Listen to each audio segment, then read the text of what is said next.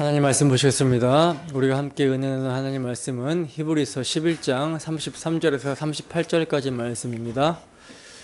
우리가 함께 은혜 나누는 하나님 말씀은 히브리서 11장 33절에서 38절까지의 말씀.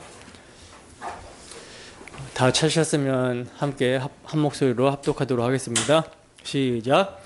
그들은 믿음으로 나라들을 이기기도 하며 의를 행하기도 하며 약속을 받기도 하며 사자들의 입을 막기도 하며 불의 세력을 멸하기도 하며 칼날을 피하기도 하며 연약한 가운데서 강하게 되기도 하며 전쟁에 용감하게 되어 이방 사람들의 진을 물리치기도 하며 여자들은 자기의 죽은 자들을 부활로 받아들이기도 하며 또 어떤 이들은 더 좋은 부활을 얻고자 하여 심한 고문을 받되 구차히 풀려나기를 원하지 아니하였으며 또 어떤 이들은 조롱과 채찍질 뿐 아니라 결박과 옥에 갇히는 시련도 받았으며 돌로 치는 것과 톱으로 켜는 것과 시험과 칼로 죽임을 당하고 양과 염소의 가죽을 입고 유리하여 궁핍과 환난과 학대를 받았으니 이런 사람은 세상이 감당하지 못하느니라.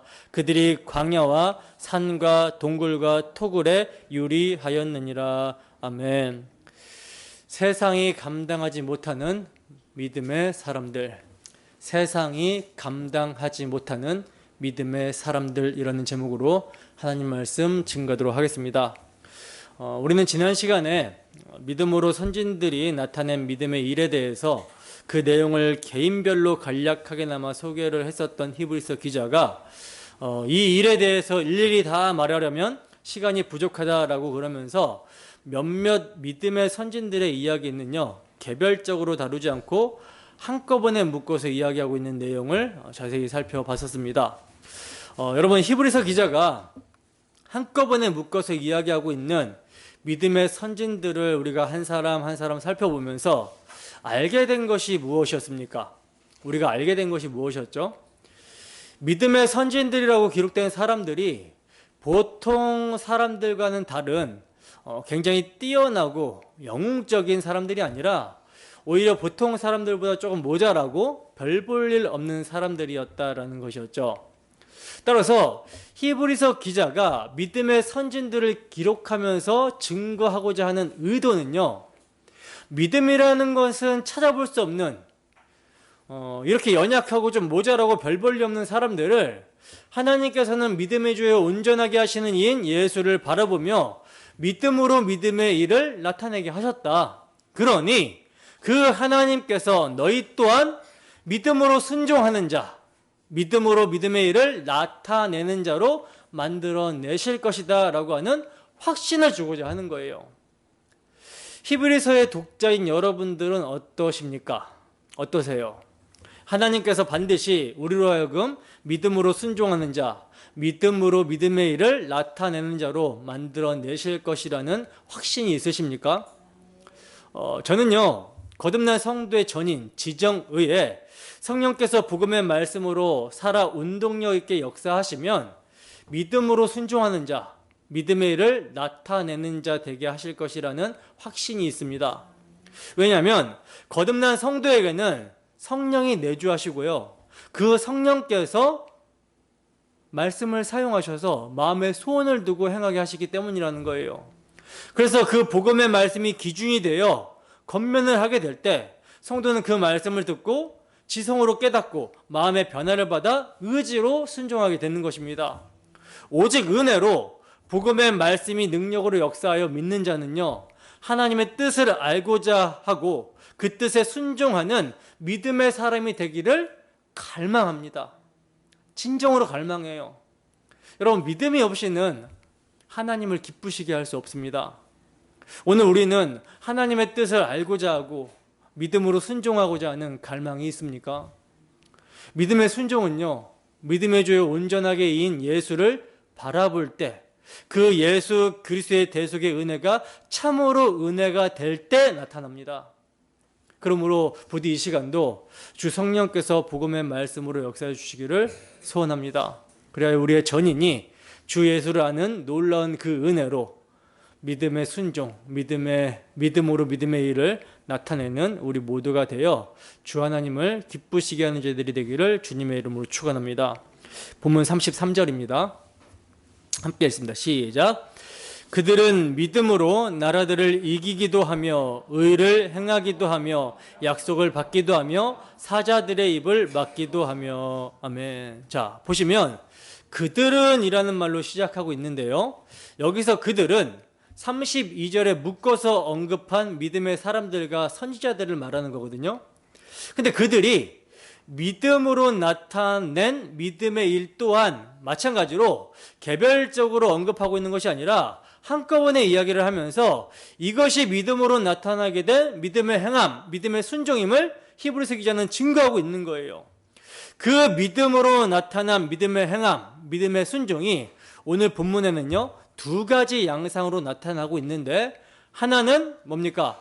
승리와 영광의 모습으로 나타나고 있고요, 또 다른 하나는 고난과 핍박과 죽음의 모습으로 나타난다는 사실이에요. 우선 승리와 영광의 모습, 그 첫 번째는요, 믿음으로 나라를 이기기도 하며 라는 말씀입니다. 믿음으로 나라를 이기기도 하며. 여기서 믿음으로 나라를 이기기도 하며 라고 할 때, 이기기도 라고 하는 말은요, 헬라어 카테고니산토라는 말인데, 정복하다 라는 뜻입니다. 정복하다. 그러니까 그들은 믿음으로 나라를 정복했다라는 거예요. 이스라엘이 믿음으로 나라를 정복했던 시기는 여호수아 시대부터 사사 시대를 거쳐 다윗에 이르러서 이제 최고의 절정에 달하게 되는데, 다윗 왕 때 아브라함에게 하나님께서 약속하셨던 영토가 다 회복이 되죠. 다 차지하게 됩니다. 그러면 이들이 믿음으로 나라를 이기며 정복한 것을 통해 무엇을 예표하고 있는 것이며 무엇을 나타내고 있는 것입니까? 우리 주 예수 그리스도께서 십자가에서 다 이루셨다라고 하신 십자가 전쟁을 통해 세상 나라가 하나님 나라로 정복이 되는 것을 예표로 보여주고 있는 거예요. 그리고 이는 믿음으로 그리스도와 연합이 된 교회가 세상 나라와 싸워 승리하게 되는 것으로 나타나게 되는 것입니다. 이것을 성도의 내면으로 적용해 보면요, 십자가 대속의 복음을 믿음으로 거듭난 하나님의 백성인 성도가 계속해서 복음의 말씀을 듣고 믿음으로 순종하여 옛사람의 소욕을 정복해 나가는 것으로 나타나고요, 그리고 또 외적으로는 하나님 나라가 된 성도가 아직 세상 나라에 속해 있는 택하신 자들에게 복음을 전하여 정복해 가는 것으로 나타나게 되는 것입니다. 하나님 나라를 확장해 나가는 것이죠. 요점은, 승리의 전쟁은요, 약속의 말씀, 메시아 언약, 주 예수의 피를 믿고 의지하여 순종하는 전쟁이라는 거예요. 이것이 믿음이라는 것이죠. 예를 들면 약속하신 가나안 땅을 정복하는 이스라엘의 두 전쟁, 여리고성의 승리와 아이성의 패배를 통해서 믿음으로 이긴다, 믿음으로 정복한다라는 뜻이 무엇인지가 극명하게 드러나게 되는데요, 여리고성의 승리는 약속의 말씀, 하나님의 약속의 말씀, 메시아 언약을 믿음으로, 누가 앞장서죠? 제사장이 언약궤를 들고 앞장서서 돌기만 했는데 그 크고 튼튼한 견고한 성 여리고성이 무너져 내리게 됩니다. 승리죠. 약속의 말씀을 믿음으로 이들이 순종하지 않았다면 여리고성이 무너졌을까요? 아니죠. 그들이 순종함으로 제사장을 앞세워 언약궤를 메고 돌았을 때 여리고성은 무너져 내렸습니다. 그러나 그 다음 성인 조그만한 아이성은요, 이들이 큰 성을 무너뜨리고 나니까 저 조그만한 성 아이성은 스스로 무너뜨릴 수 있다라고 여긴 거예요. 자기들의 힘으로 이길 수 있다라고 여긴 것입니다. 그리고는 큰 소리 치고는 가서는 어떻게 됩니까? 무참하게 패배해서 돌아오게 되죠. 하나님의 약속을, 메시아 언약을 믿음으로 자신의 약함과 하나님의 언약의 능력을 의지하여 싸운 것이 아니라 자신들의 힘을 믿고 나아갔기 때문에 진 것입니다. 사무엘과 사울의 경우도 여러분 볼까요? 이스라엘 백성들이 미스바에 모였을 때 블레셋이 쳐들어옵니다. 이때 사무엘이 기도하고 어린 양으로 온전한 번제를 드리자, 즉 메시아 언약을 믿음으로 나가자 여호와께서 블레셋 사람들에게 큰 우레를 발하여 그들을 어지럽게 하여 이스라엘이 대승을 거두게 됩니다. 그리고 이 승리를 기념하여 여호와께서 우리를 도우셨다라고 하는 에벤에셀의 기념비를 세웠어요. 그러니까 전쟁의 승리는 여호와를 의지할 때, 하나님의 약속의 말씀을 의지하고 믿을 때 일어나게 된다라는 것을 보여주는 거예요. 그러나 사울은 아말렉을 이기고 왔을 때 어떻게 합니까? 자기를 위하여 기념비를 세우죠. 겉으로 보기에는 똑같은 승리 같아 보입니다. 그러나 사무엘은 뭘 보여주고? 믿음이라는 것이 무엇인지를 보여주고, 사울은 자기 힘을 과시하고 있는 거예요. 여러분, 우리는 믿음으로 세상을 이긴다라고 하는 말을 많이 합니다. 근데 그 믿음으로 이긴다라는 말은요, 믿지 아니하는 사람보다 세상에서 더욱 뛰어나게 되는 것을 말하는 것이 결코 아니라는 거예요. 성경에서 믿음은 눈에 보이지 않는 하나님의 약속의 말씀, 주 예수 그리스도의 십자가 복음을 믿음으로 눈에 보이는 이 땅과 하늘이 아니라 장차 도래할 예수 그리스도께서 십자가로 이루신 보이지 않는 하나님의 나라, 아들의 나라를 소망하며 보는 것처럼, 이미 그 나라가 임한 것처럼 사는 것을 말하는 거예요.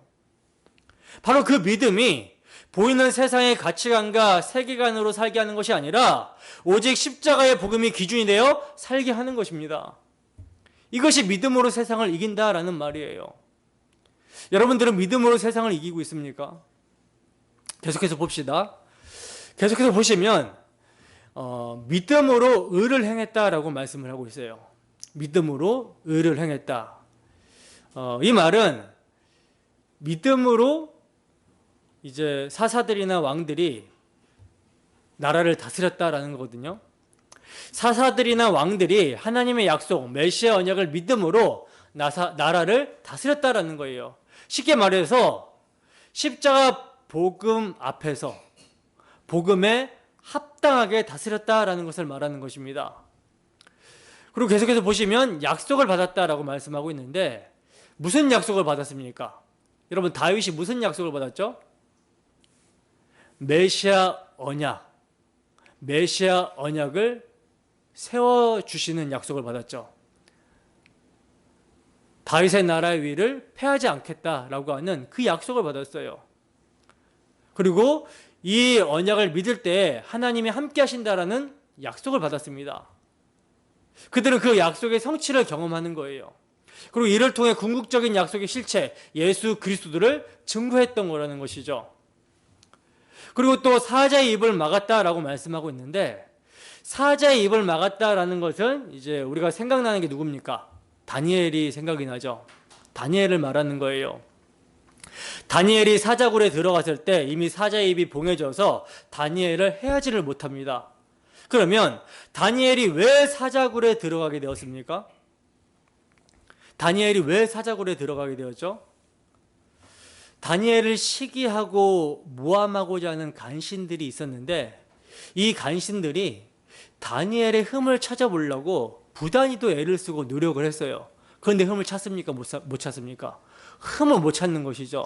그런데 그에게 올무가 될 만한 것을 발견하는데, 그게 뭐냐면 다니엘이요, 예루살렘을 향하여 창을 열고 하루에 3번씩 기도하더라는 거예요. 야, 이거구나. 그래서 이들이 왕을 부추깁니다. 30일 동안 왕이 아닌 어떤 다른 신이나 사람에게 기도하면 사자굴에 넣기로 금령을 정하도록 만들었어요. 근데 다니엘이 이를 알고도 어떻게 합니까? 꼭 같이 하루 3번 예루살렘을 향하여 기도를 하는 것입니다. 그리고 이를 간신들이 왕에게 고발을 하죠. 왕의 명령은 취소를 할 수 있는 것이 아니기 때문에 다니엘을 왕이 처벌하기 싫어하지만 어찌 해서든지 그를 구원하려고 노력하지만 간신들의 저항으로 어쩔 수 없이 다니엘을 사자굴에 넣습니다. 그러나 배고픈 사자들이 입이 봉해져 있어서 다니엘을 어떻게 할 수 없었다라고 성경은 증거하고 있는 거예요. 히브리서 기자는 이를 믿음으로 행한 믿음의 일로 말씀합니다. 그러면 다니엘의 무엇을 믿는 믿음이 이러한 믿음의 일을 나타낼 수 있었던 것인가? 열왕기상 8장 46절에서 51절 말씀입니다. 함께 했습니다. 시작.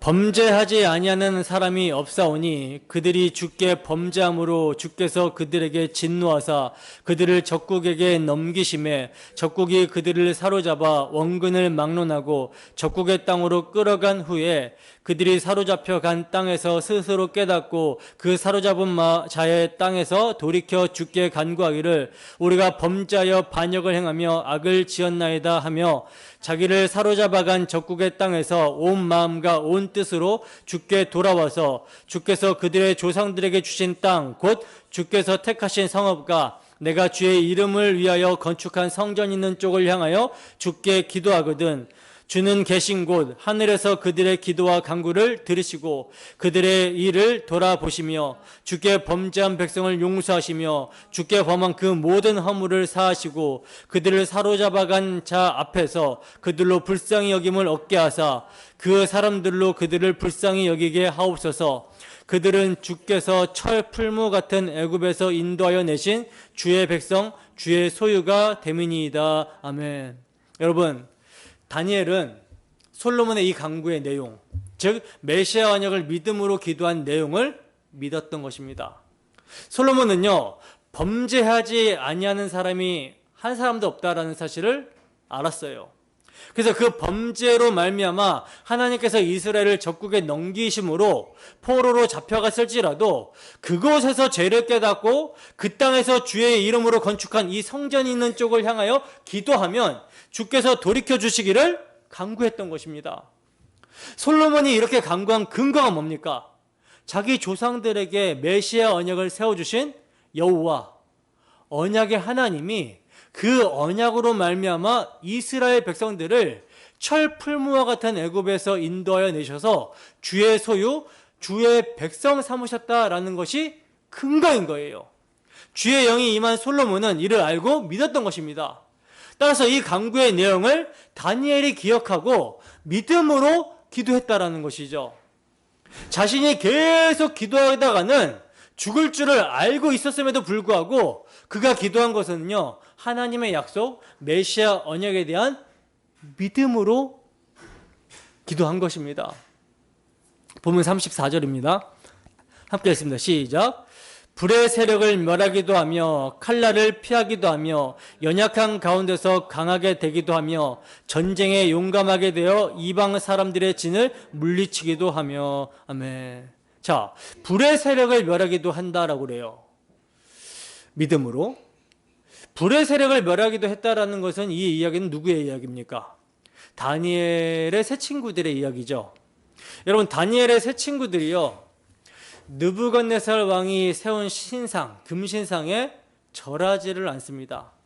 금신상에 절하지 않으면 맹렬히 타는 풀무불에 죽인다라고 협박을 하고 있는데도, 그래서 모든 사람이 절하는데도 다니엘의 세 친구들은 거기에 절하지 않는 거예요.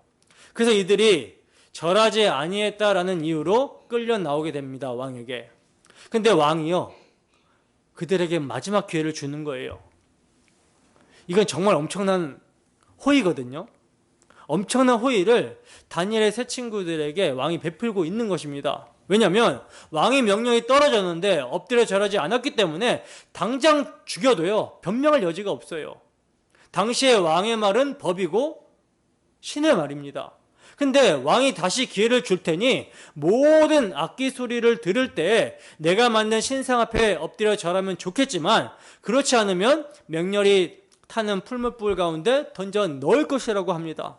그러면서 하는 말이 뭐예요? 능히 너희를 내 손에서 건져낼 신이 있겠느냐라고 하는 것이죠. 교만이죠. 왕의 교만입니다. 그러자 다니엘의 세 친구가 뭐라고 대꾸합니까? 지금 당신이 하는 말, 왕이 하는 말에 대답할 필요도 없다라고 합니다. 왕이 격노할 만한 대답을 하고 있는 거예요. 누가 나의 손에서 건져내겠느냐라고 왕이 이야기를 했는데 당신의 말에는 대답할 가치가 없다라고 하는 것입니다. 그러면서 하는 말이 뭡니까? 당신의 말대로 우리를 풀무에 넣어도 우리가 섬기는 하나님이 우리를 맹렬히 타는 풀무불 가운데서 능히 건져내시겠고 왕의 손에도 건져내실 것이라 합니다. 그리고 하나님이 그렇게 하지 아니하실지라도 우리가 왕의 신들을 섬기지 않고 금신상에게도 절하지 아니할 줄을 알라고 합니다. 참으로 목숨을 건 대단한 신앙이죠. 그러자 왕이 이제 열이 받습니다.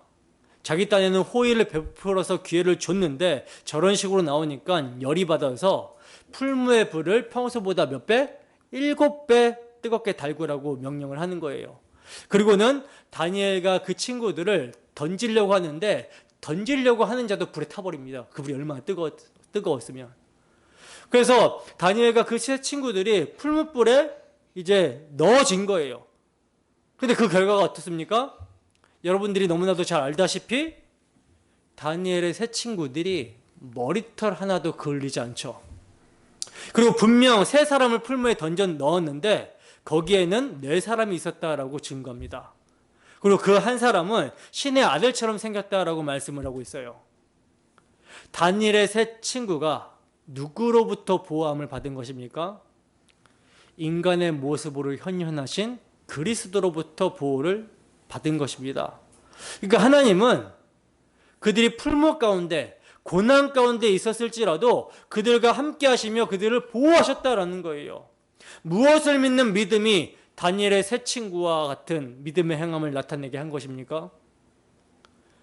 언약의 하나님을 배신하면 징계하신다라고 말씀하신 대로 이스라엘이 징계를 받아 바벨론의 포로로 끌려가게 되었다라는 것을 그들이 알았고 믿었기 때문이라는 거예요.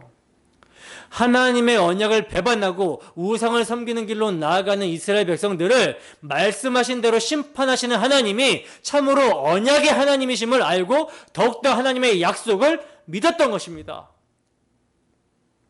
이게 여러분 믿음이에요. 그리고 계속해서 보시면 믿음으로 칼날을 피하기도 했다라고 말씀하고 있는데 칼날을 피한 자들로는 구약시대의 몇몇 선지자들을 말하는 거거든요. 엘리야 선지자는 이세벨에게 이제 도망하였고요. 엘리사 선지자는 이세벨의 아들 여호람에게서부터 보호를 받았었죠. 그리고 에레미야 선지자는 여호와김을 피하여 숨습니다. 이 선지자들은요, 하나님의 약속의 말씀, 메시아 언약을 믿음으로 목숨을 걸고 이스라엘 백성들에게 또 왕에게 회개를 외친 사람들이었어요. 근데 그 믿음이, 그들의 믿음이 칼날을 피하는 모습으로 나타나게 된 것입니다. 그리고 연약한 가운데서 강하게 되기도 하였다라는 말씀은 누가 떠오릅니까? 히스기야 왕이 떠오르죠. 히스기야 왕. 히스기야 왕이 병들어 연약하여 죽게 생겼을 때 어떻게 합니까? 낯을 벽으로 향하여 자신이 여호와 앞에서 진실과 전심으로 행한 것을 보시고 살려달라고 합니다. 근데 이 기도는요, 히스기야의 기도는 단순히 살려달라고 기도하는 기도가 아니라 다윗에게 세워주신 하나님의 언약, 메시아 언약을 믿음으로 한 기도였어요. 왜냐하면 당시에 그가 후사가 없었기 때문입니다. 분명 하나님께서는 다윗의 위를 보존하시겠다, 끊으시지 않으시겠다라고 약속하셨는데 지금 자신이 후사가 없어서 죽게 되어서 다윗의 위가 끊어지게 생긴 것이죠. 그래서 이를 위하여 메시아 언약을 믿음으로 기도하였을 때 그가 연약한 가운데서 강하게 되어 15년간을 더 살고 후사를 얻게 되었던 거예요. 믿음이라는 것이죠, 이게. 그리고 계속해서 보시면 전쟁에 용감하게 되어 이방 사람들의 진을 물리치기도 하며 라고 말씀하고 있는데 이는 여호수아나 사사들 그리고 다윗의 전쟁사를 가리키는 거거든요. 이들이 한마디로 믿음으로 싸웠다라는 것입니다. 어떤 믿음입니까? 하나님께서 그들의 조상들에게 약속하신 메시아 언약, 약속의 말씀을 믿음으로 용감하게 되어 싸웠다는 거예요. 여러분, 구약 성경의 전쟁은 오늘날 신약의 영적 전쟁을 예표하는 전쟁이라고 말씀을 드렸죠. 우리의 씨름, 우리의 싸움은 어떤 싸움이고 어떤 씨름입니까? 우리의 씨름, 우리의 싸움은 혈과 육을 향하여 상대해서 싸우는 싸움이 아니라 어둠의 세상 주관자들과 하늘에 있는 악의 영들을 상대하는 싸움입니다. 이 전쟁에서 용감하게 되어 대적을 물질릴 수 있는 것은요, 오직 유월절 어린 양의 피, 우리 구주 예수 그리스도의 십자가 대속의 피를 믿는 믿음으로 싸울 수 있는 거예요. 싸워 이길 수 있는 것입니다. 본문 35절 상반절만 봅시다. 함께 했습니다. 시작. 여자들은 자기의 죽은 자들을 부활로 받아들이기도 하며. 아멘. 자, 보시면 믿음으로 여자들은 자기의 죽은 자들을 부활로 받아들이기도 했다라고 말씀하고 있는데, 이것은요, 엘리야 시대의 사르밧 가부와 엘리사 시대의 수넴 여자의 경우를 말을 하고 있는 거예요. 이 두 여인의 공통점이 무엇입니까? 다 아들이 죽었다라는 것이죠. 근데 다 아들이 죽었는데 아들을 도로 받게 됩니다. 그러니까 아들이 죽었다가 살아나는 것을 경험한다라는 거예요. 그러나 그녀들의 아들들은 다시 다 죽었죠. 그럼에도 이것을 성경은요, 히브리서 기자는 부활로 받았다라고 말씀합니다.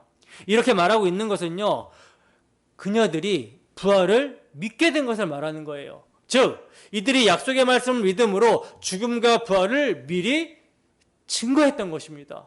이것을 성경은 믿음의 일로 말씀하고 있는 거예요. 본문 35절 하반절부터 37절입니다.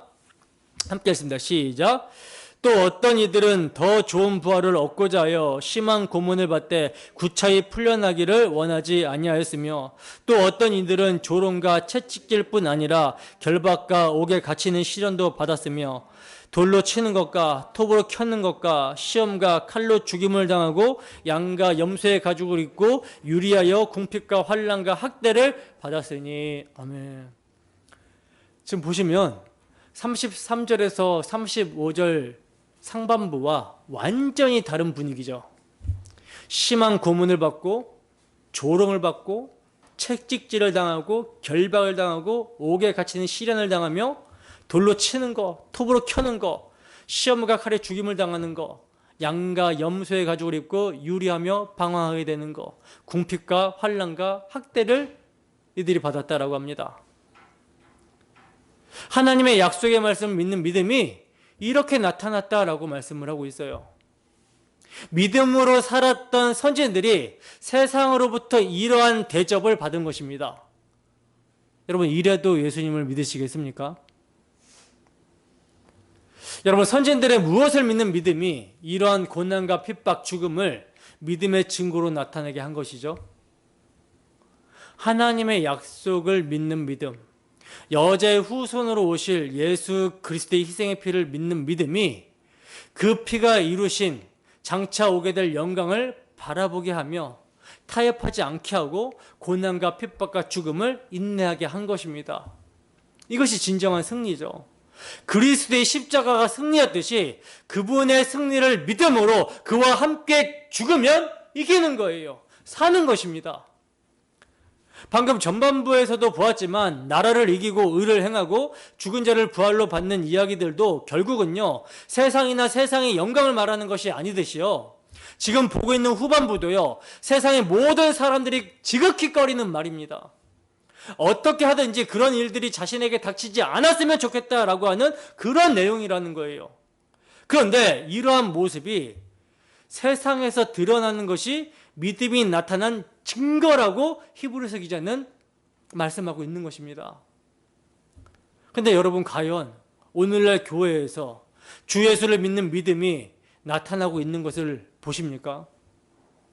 아니, 우리의 믿음은 나타나고 있습니까? 여러분, 우리의 대적자는요, 우리가 가진 믿음을 세상에 나타내는 것을 두려워하고 대적합니다.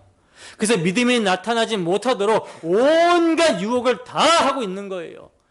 세상의 영광과 핍박이라는 당근과 채찍을 두 가지 무기로 해서 우리를 유혹하고 공격하고 있는 것입니다. 그러나 주 예수의 피를 믿는 참 믿음은요, 이러한 사탄의 공격을 겨우겨우 이기는 것이 아니라 어떻게 이긴다라고 그래요? 넉넉히 이기는 믿음이라고 말씀하고 있다는 거예요.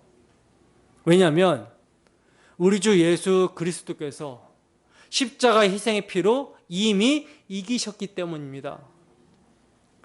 여러분, 우리는 이를 믿으려고 애써서 믿는 것이 아니라 그냥 받아들여지게 되고 그냥 믿어지게 된 것이죠. 그런데 여러분, 예수님이 날 위해 피 흘리셨다라는 것을 믿는 믿음, 이것이 믿어지는 믿음은요, 우리를 그리스도와 연합시킵니다. 그리스도와 연합시켜요. 한 몸으로 묶어버립니다. 그리스도와 함께 옛사람은 죽었다 여기게 하시고 그리스도와 함께 살아난 새로운 피조물로서 우리의 몸을 의의 병기로 사용하게 하신다라는 것입니다. 그래서 믿음의 순종, 믿음의 행함은요, 하나님과 관계없이 선악과 따먹고 자기가 자기 인생의 주인이 되어 자기 마음에 원하는 대로 자기 욕심을 따라 행했던 육의 소욕은 그리스도와 함께 죽었다고 여기고 그리스도와 함께 하나님에 대하여 산 자로 하나님이 기뻐하시고 원하시는 뜻을 예수 그리스도의 대속의 피, 그 사랑으로 역사하는 믿음이 기준이 되어 육의 소욕을 쳐서 복종시키면서 살아가는 것입니다. 이걸 자기 부인이라고 그래요.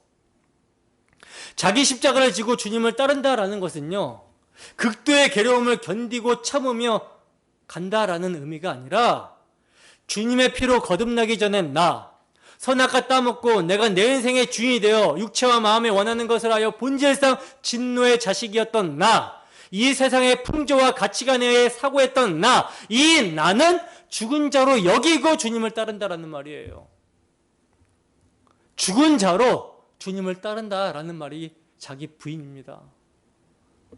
여러분, 주님께서 하신 말씀을 곱씹어 보세요, 한번.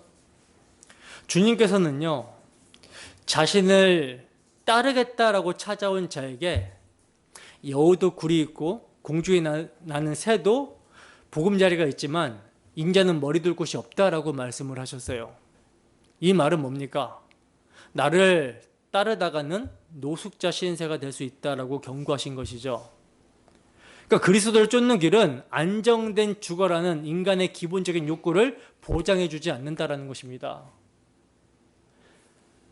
그리고 또 다른 사람이 옵니다. 방금 아버지가 세상을 떠났기 때문에 얼른 돌아가서 장례만 치르고 나서 주님을 따르겠습니다 라고 할 때 우리 주님은요, 죽은 사람들을 장사하는 일은 죽은 사람에게 맡겨두고 너는 가서 하나님 나라를 전파하라 라고 말씀을 하셨어요. 더 나아가 예수님을 따르고 싶지만 먼저 가족들과 작별 인사를 나누고 싶다라고 하는 자에게 주님은요, 허락하지 아니하시면서 누구든지 손에 쟁기를 잡고 뒤를 돌아보는 사람은 하나님 나라에 합당하지 않다라고 말씀을 하셨습니다. 한마디로 말해서 그리스도와의 관계는 전폭적이고 최우선적이며 절대적인 헌신이 필수적이라는 거예요. 심지어 누구든지 내게로 오는 사람은 자기 아버지나 어머니나 아내나 자식이나 형제나 자매뿐만 아니라 심지어 자기 목숨까지도 미워하지 않으면 내 제자가 될 수 없다라고 말씀을 하셨습니다. 여러분, 무슨 의미인지 아시겠습니까? 그리스도를 믿고 따르는 길은요, 자신의 가치관에 전복이 일어나야 된다라는 말이에요. 내 모든 가치 기준을 포기하고 그리스도만이 가치 기준이 되어야 된다라는 말입니다. 세속적인 기준들로 세워진 우리의 가치관을 그대로 유지해서는 예수님을 따를 수 없다라는 거예요. 예수님의 가르침을 받아들이고 따를 수 없다라는 것입니다. 우리가 지금까지 철석같이 믿고 살아온 왜곡된 나를 부인하지 않고서는 예수님을 절대로 따를 수 없다라는 거예요. 여러분, 가치관이 바뀌지 않는다면 하나님께서 아들 예수 그리스도를 통하여 이루어 놓으신 이 복음이 우리에게 참으로 실제가 될 수 없습니다. 이미 완전히 이루어 놓으신 진리를 믿음으로 누릴 수가 없게 된다는 거예요. 그렇기 때문에 이 가치관은 반드시 바뀌어야 되는 것입니다. 가치관이 바뀌려면 극단적인 변화 앞에 서야 되는 거예요. 만약에 미국에 잠시 여행을 가는 거라면 미국의 문화에 적응해야 한다거나 한국의 정서를 버릴 필요가 있어요, 없어요? 없겠죠. 왜? 곧 다시 돌아갈 거니까. 그러나 미국으로 이민을 가는 거라면 이야기가 달라집니다. 미국 문화에 더 익숙해져야 되고요. 한국의 정서와 문화로는 이해되지 않는 것들이 많기 때문에 익숙한 삶의 패턴부터 바꾸고 생활, 가치, 문화, 언어 등 전부 다 바꿔야 되는 거예요. 그렇지 않고서는 미국에서의 삶은 평탄하지 않을 것입니다. 일단 말부터 안 통하니까. 익숙하지 않은 언어, 문화, 가치관과 씨름하며 적응하는 시간이 필요하다는 거예요. 그러나 그곳에서 살아야 된다면 불편하고 어렵겠지만 그 문화를 익혀야 되는 것이죠. 익숙한 한국말, 한국 정서를 버려야 그곳에 빠르게 정착할 수 있는 것입니다. 마찬가지로 이와 같이 잠깐 종교 생활하는 정도로는요, 세상에 물든 가치관을 바꿀 필요성도 느끼지 못할 뿐더러 익숙한 습관에서 벗어나는 치열한 싸움을 하려고 들지도 않습니다. 소속이 완전히 옮겨지는 극단적인 변화 앞에 서야 된다는 거예요. 그것은요, 죄인에게서 의인이 되는 변화, 고아에서 아들이 되는 변화, 창녀에서 신부가 되는 변화, 지옥의 인생에서 천국의 삶을 누리는 놀라운 변화입니다. 이 변화 앞에 서야 되는 거예요. 그렇기 때문에 이 가치관은 한번 바꿔볼까 하는 정도의 마음으로는 절대 네버 바꿀 수 없어요. 극단적인 변화 앞에 서야만 하는 것입니다. 그 극단적인 변화 앞이 바로 그리스도의 십자가 앞입니다. 하나님의 아들이, 성자 하나님이 그 영광을 버리고 낮고 천한 땅에 정말 버러지보다 못한 죄인인 나 같은 자를 구원하기 위해 오셔서 나를 대신해서 피 흘려 주셨다면, 그것이 참이고 이것이 믿어진다면 그를 위한 어떤 희생도 마다하지 않는 것입니다. 더 나아가 그분이 죄인인 나를 대속하시기 위해 죽으셨을 때 나의 이 옛사람을 정과 욕, 탐심을 함께 못 박으셨다라고 하셨기 때문에 이제 더 이상 죄인인 나, 고아인 나, 창녀인 나, 지옥의 인생을 살았던 나, 나는 없는 거예요. 그럼 뭐만 있습니까? 의인인 나, 아들이 된 나, 신부가 된 나, 천국의 시민권을 가진 나만 있는 것입니다. 이 극단적인 변화, 십자가 앞에 바로 섰을 때 이 믿음이 순종을 나타내게 되는 거예요. 이 믿음이 순종을 끌어오게 되는 것입니다. 이것이 여러분 복음의 능력이라고 하는 거예요. 여러분 이 복음의 능력을 경험하십니까? 이 복음의 능력으로요, 이 복음의 능력으로 가치관이 변화를 받아서 무엇을 기준으로? 하나님의 말씀을 기준으로 우리의 가정에서,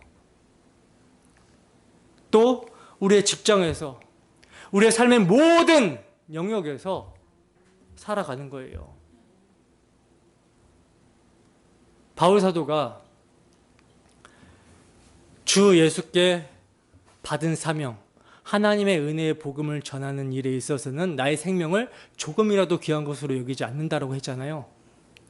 여러분, 주 예수께 받은 사명, 하나님의 은혜의 복음을 우리 가정에서 살아내야 되는 것이고, 우리 직장에서 살아내야 되는 것이고, 우리 삶의 전 영역에서 살아내야 되는 것입니다.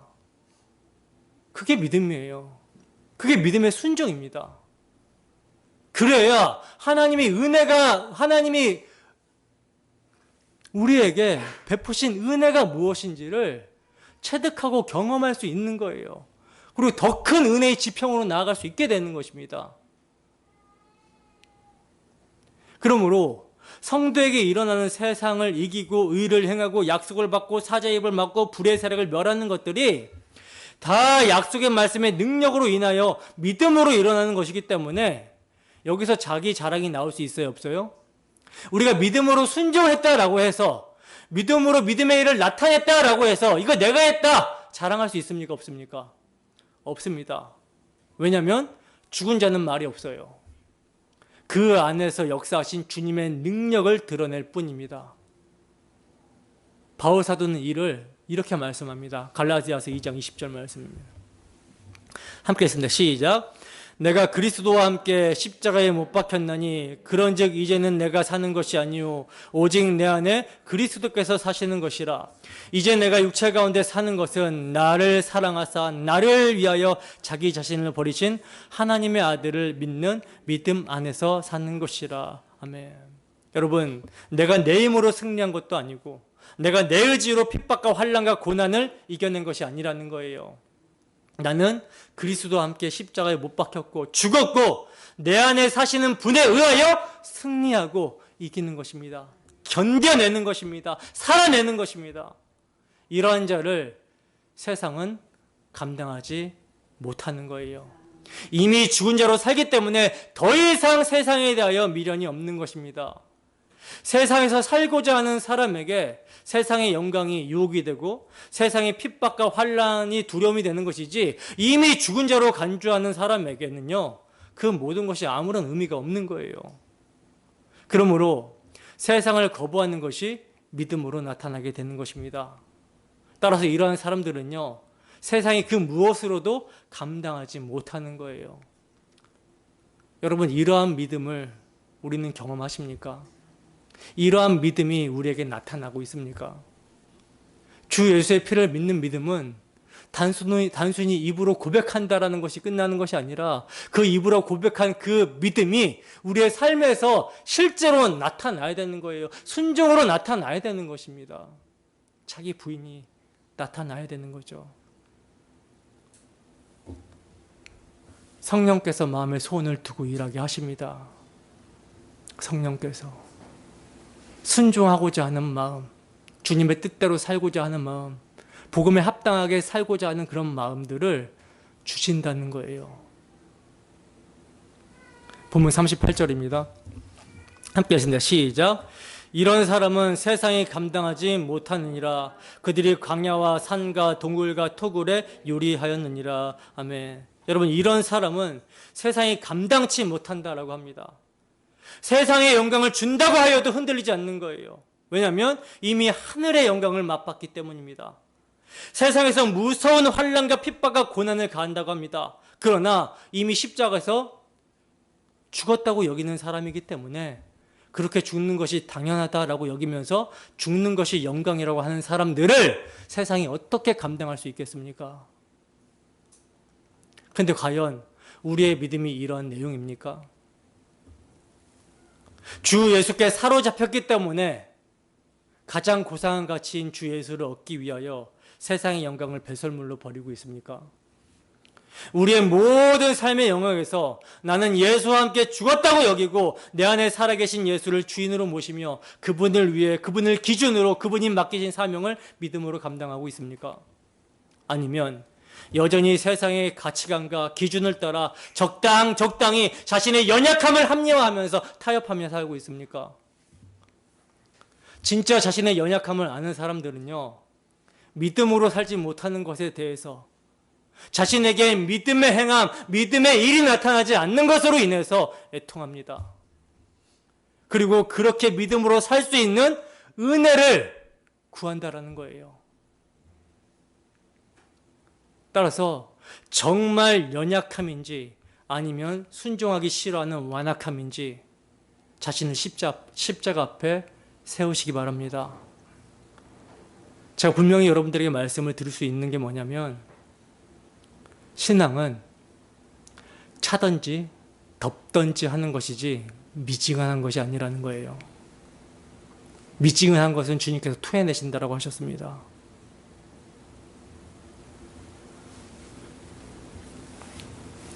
자기 부인은 자기를 포기하고 그리스도를 얻는 거예요. 자기를 포기하고 내 안에 살아계신 그리스도를 경험하는 것입니다. 그리스도를 얻기 위하여 자신의 모든 것을 던지는 거예요. 투기죠. 신앙은 자신의 모든 것을 건 투기입니다. 자신의 모든 것을 던져버리는 거예요. 또 그렇게 할 수 있는 것은 그리스도께서 자신의 전부를 우리를 위해 희생하심으로 우리를 피로 사셨기 때문입니다. 때문에 그리스도께서 피로 사신 자들, 믿음의 사람은 세상이 감당하지 못하는 거예요. 이 말을 다르게도 번역할 수 있는데 공동 번역으로 보면요. 이런 사람들에게는 이 세상이 살만한 곳이 되지 못했습니다. 그래서 그들은 광야와 산과 동굴과 땅굴로 헤매며 다녔습니다. 이렇게 번역을 하고 있어요. 그러니까 이런 믿음의 사람들에게는 이 세상이 살만한 곳이 못 된다라는 거예요. 그래서 광야와 산과 동굴과 땅굴로 헤매며 다녔던 것입니다. 여러분, 이 세상이 살만하십니까? 세상은 늘 속입니다. 악이 비록 있다 하더라도 그래도 세상은 살만한 곳이야 라고 속입니다. 그러나 믿는 자는 믿음의 눈으로 세상을 보게 되었을 때 이 세상은 경건치 않은 자들을 심판하기 위하여 보존되고 있는 것으로 보여지는 거예요. 그래서 성도는 이러한 세상에서 주의 약속대로 십자가로 이루신 새하늘과 새 땅을 바라보며 거룩한 행실과 경건함으로 주 앞에서 점도 없고 흠도 없고 평강 가운데 나타나기를 힘쓰는 것입니다. 이게 믿음이 나타나는 모습인 거예요. 우리의 이러한 믿음이 나타나지 못하게 마귀는 끊임없이 공격하겠지만 주 예수를 믿는 믿음이 이깁니다. 이미 십자가로 승리하셨고 그 승리를 우리는 믿음으로 순종함을 통해 누리며 경험하며 나타나며 사는 거예요. 부디 오직 주의 은혜와 사랑에 매여 믿음의 순종을 나타내며 살아가는 우리 모두가 되기를 주님의 이름으로 축원합니다.